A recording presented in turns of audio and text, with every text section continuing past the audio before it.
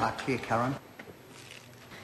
Mr Chair, I want to talk to as part of the Securities, Trustees and Statutory Supervisors Bill, and I just want to reiterate what my colleagues have said about supporting the legislation, but the importance of taking a bit of a breath around it and perhaps taking a sensible and logical approach to how it's progressed into law. And I'd like to expand on some of the comments made by my previous colleague, the Honourable David Parker, around this, because the inappropriate securities, regulation and the risk of affecting capital coming into the country and being able to attract capital for new businesses. I think it's extremely important that we've got consistency on practice across our legislation and across practice and across our intent in terms of the signals that we're sending to business. And on the one hand, we've got this bill, which we're saying, take a deep breath. Let's leave it sitting on the table and wait for the rest of the legislation to come through so that it actually has some logic around it.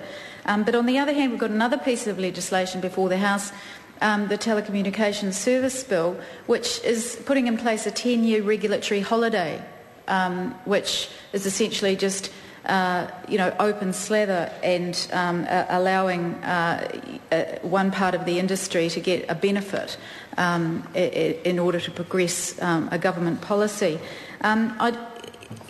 The importance of this industry that my colleague David Parker referred to is critical to our government, to our country's future.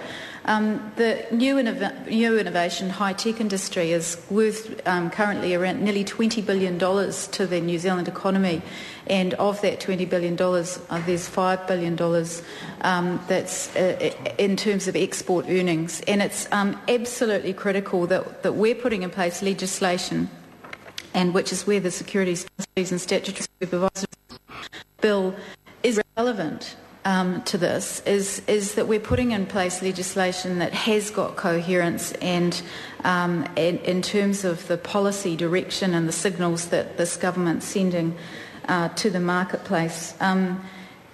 Those export earnings are critical. If we're going to progress as a nation, we need to be looking at how our innovation and our innovative creative industries, technological industries can maximise leverage in terms of building on that export base, and therefore they need the ability to bring in new capital is critical. So I think we've referred a few times to the fact that Labor will support this legislation because it forms part of that ongoing reform of the financial products and providers, which was started by Labor and has been continued by the national government.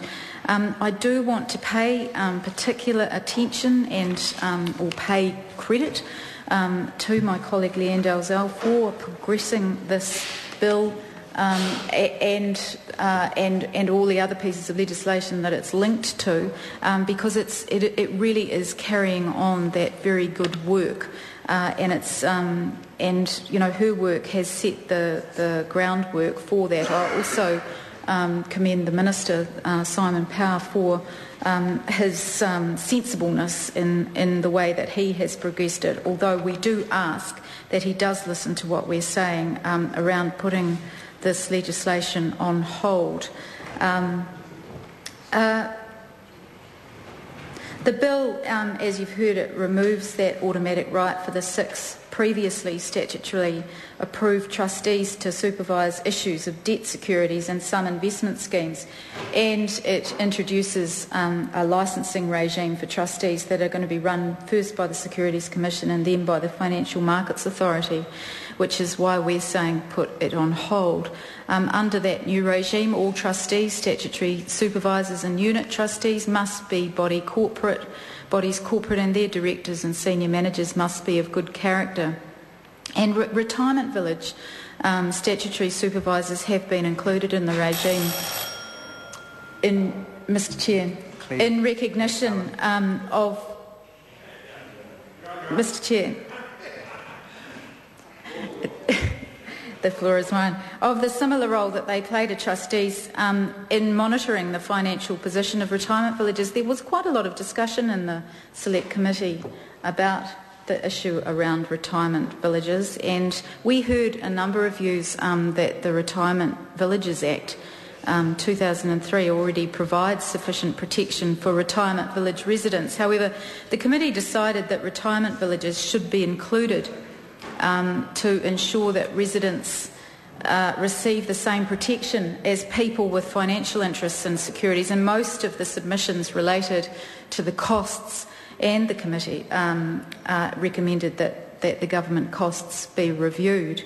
The bill also contains a number of provisions designed to ensure that trustees, statutory supervisors and unit trustees comply with their obligations, and the Securities Commission may seek pecuniary... The honourable member, the time has come for the dinner break. This debate is interrupted. I shall resume the chair at 7:30.